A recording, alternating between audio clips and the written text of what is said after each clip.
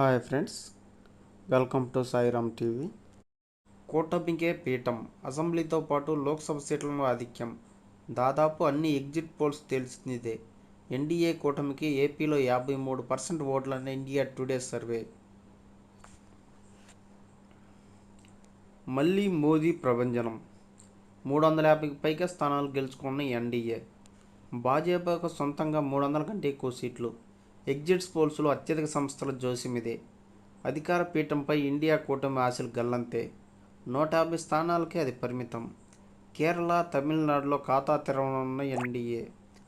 బీహారు, రాజస్థాన్, హర్యానాలో సీట్లు తగ్గే అవకాశం. ఏపీకి సంబంధించి దాదాపు 40 సర్వే సంస్థలు ఎగ్జిట్ పోల్స్ వెల్లడించగా అందులో 35 కూటమికే పీఠమని తేల్చాయి. 5 మాత్రమే వైకాపా వైపు మొగ్గు చూపాయి.